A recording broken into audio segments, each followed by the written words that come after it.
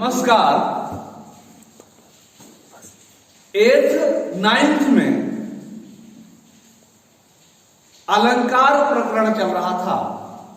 अभी तक हमने अर्थालंकार समझा। आज की वीडियो में नहीं, क्षमा कीजिएगा, अभी तक हमने शब्दालंकार समझा। आज की वीडियो में अर्थालंकार, उसके भेद और उपमा अलंकार पर मैं यहां से कुछ चीजें, कुछ कविताएं और कैसे आप उपमा अलंकार पहचानोगे, उसके अंग क्या क्या हैं, ये आप तक प्रेषित कर रहा हूं, इस उम्मीद के साथ कि आप पूरी वीडियो देखोगे। और यदि आपने पूरी वीडियो देखी तो अर्थालंकार, उसके भेद और उपमा अलंकार में आपको किसी भी प्रकार की कोई भ्रांति नहीं रहेगी, ये मैं आपको यकीन दिला रहा हूं। तो अर्थालंकार का मतलब हुआ जब किसी काव्य में अर्थ के द्वारा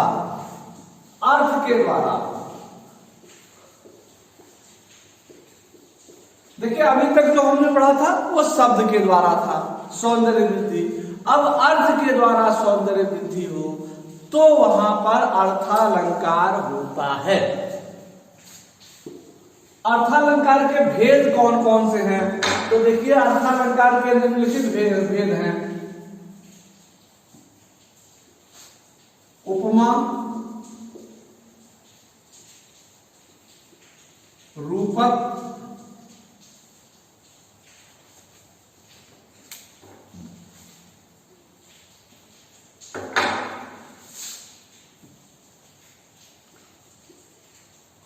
उत्प्रेक्षा,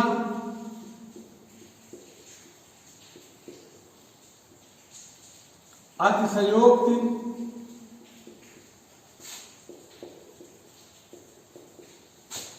और मानवीकरण अलंकार। ये अर्थालंकार के 5 भेद हैं। आज हम उपमा अलंकार पढ़ रहे हैं।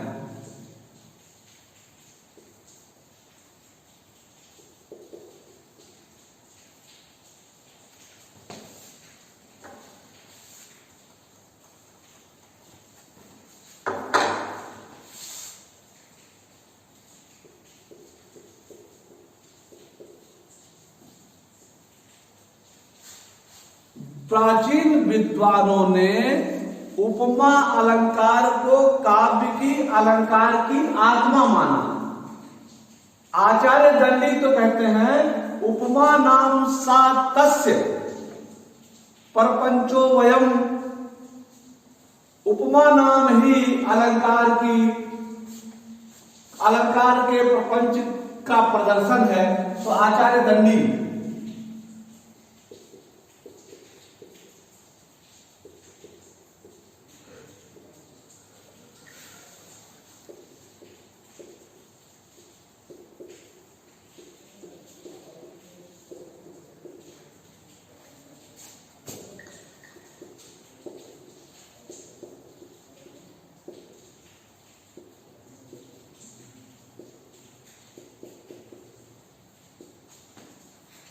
उपमा अलंकार ही सभी अलंकारों का विस्तार है। यानी अर्थालंकार में जितने अलंकार हैं उनका विस्तार उपमा अलंकार से ही है। अर्थात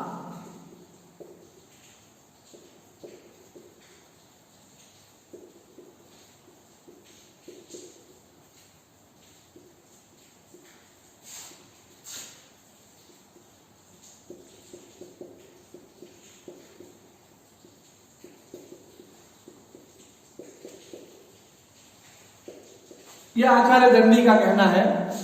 इसी प्रकार से अनेक विद्वानों ने उपमा अलंकार को ही काव्य की आत्मा माना है। उपमा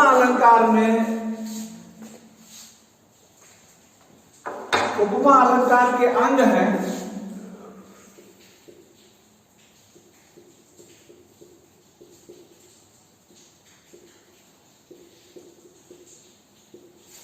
उपमेय, यानी जिसके जिसकी तुलना की जाए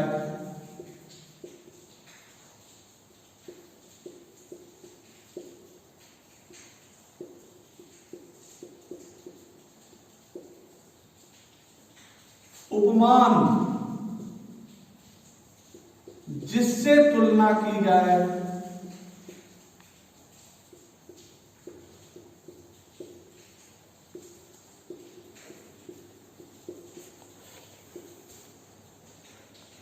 साधारण धर्म,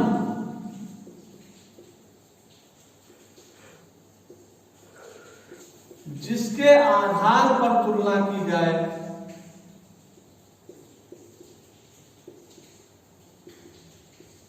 ये ध्यान दीजिए, उपमेय जिसकी तुलना की जाए, उपमान जिससे तुलना की जाए, साधारण धर्म जिसके आधार पर तुलना की जाए।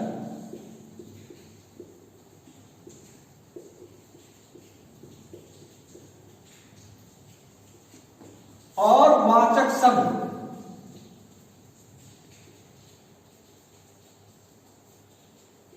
सा, सी, से, सरिस, सम और कभी कभी जैसा,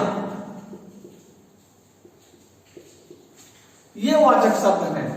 ये चार चीजें जिसमें आती हैं वहां पर पूर्ण उपमा होती है।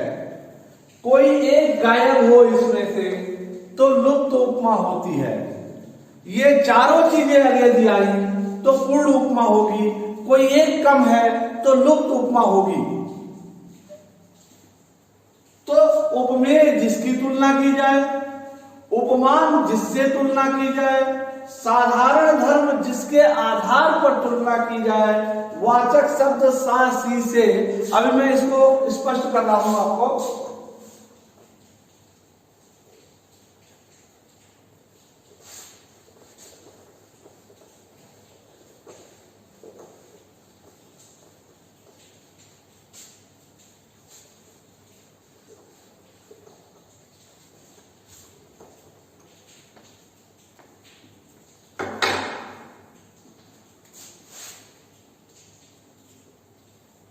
महंगाई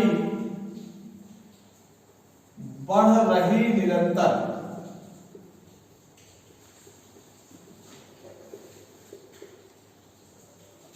द्रुपद सुता की चीर सी। द्रुपद सुता, महंगाई बढ़ रही निरंतर, द्रुपद सुता की चीर सी।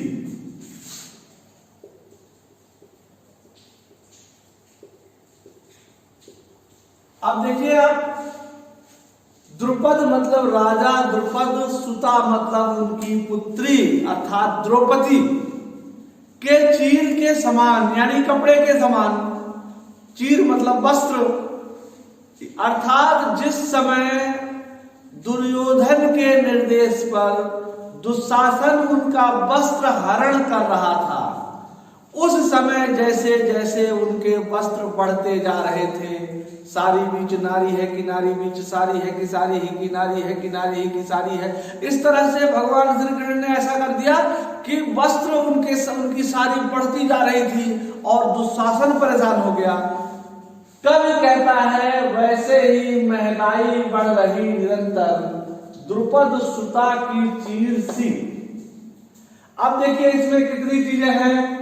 एक तरफ है महंगाई,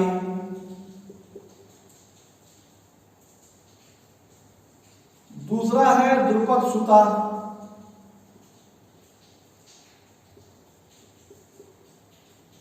तीसरा है वाचक शब्द,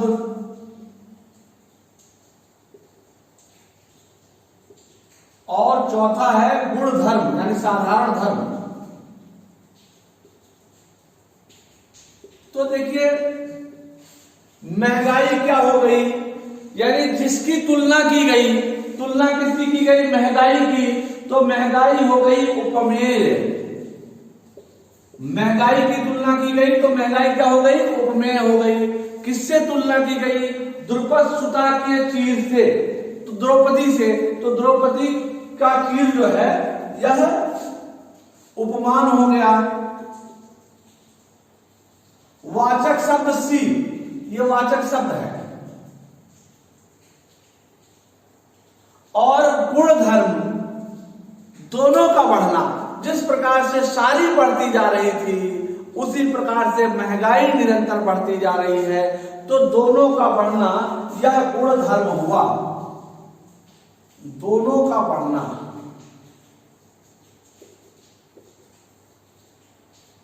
यह हो गया गुणधर्म। तो इसमें हमने देखा कि चारों चीजें उपस्थित हैं। उपमेय भी है, उपमान भी है, वाचक शब्द भी है और गुणधर्म भी है। तो यहां पर पूर्ण उपमा होगी।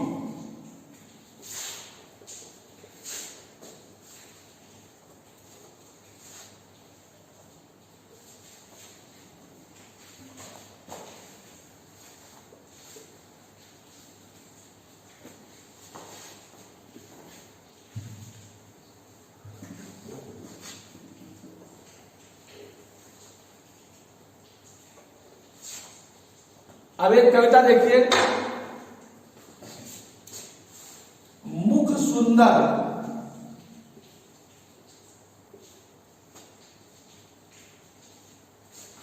कोमल कमल सा,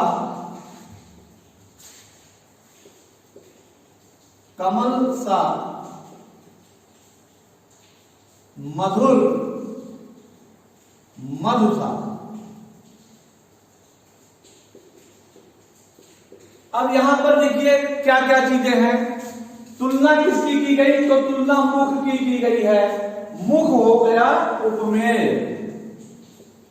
उपमेय क्या हुआ? मुख।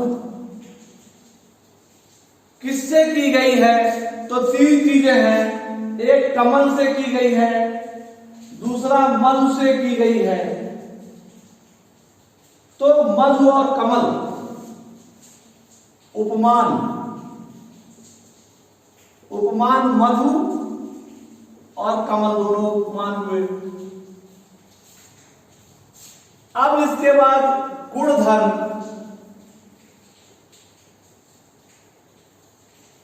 गुणधर्म में क्या है कि जिस प्रकार से कमल का फूल कोमल होता है उसी प्रकार से मुख कोमल है।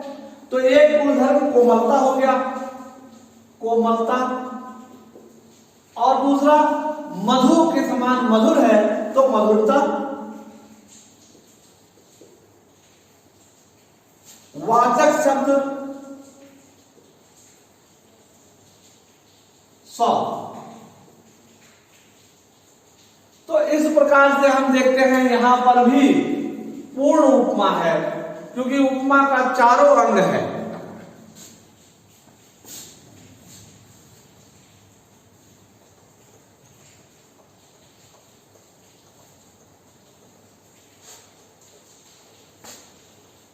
एक कविता है देखिए।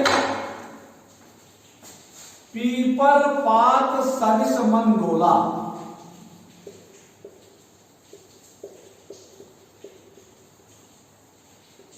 मन डोला।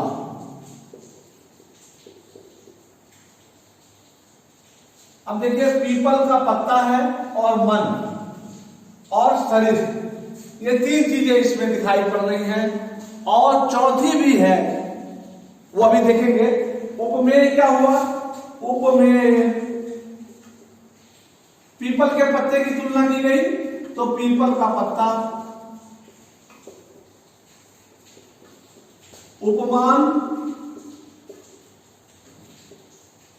मन, वाचक शब्द सौ सरिस और गुणधर्म। इसमें डोलना गुणधर्म होगा। जिस प्रकार से अनवरत निरंतर लगातार पीपल का पत्ता डोलता रहता है, वैसे ही मन भी चंचल है, मन भी चलता रहता है। तो दोनों की चंचलता, तो चंचलता इसमें गुणधर्म हुआ। अब देखिए इसमें भी चारों अंग हैं, लेकिन एक अंग इसमें से हमने हटा दिया तो यह पूर्ण उपमा नहीं होगी, लुप्त उपमा हो गई। जैसे हमने कहा पीपर पात सरिस मन, पीपर पात सरिस मन, हमने पीपल के पत्ते के समान मन की तुलना कर दी तो गुणधर्म गायब हो जाएगा और इस प्रकार से यहां पर लुप्त उपमा होगी।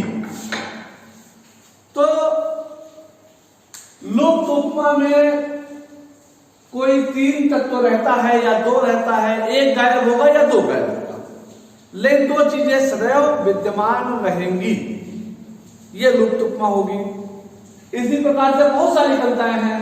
देखिए अरविंद से शिशुवृंद कैसे सो रहे, देखिए अरविंद से वाचक शब्द सो आ गया, शिशुवृंद कैसे सो रहे, इसमें भी उपमेय भी है, उपमान भी है, वाचक शब्द भी है और गुणधर्म भी है।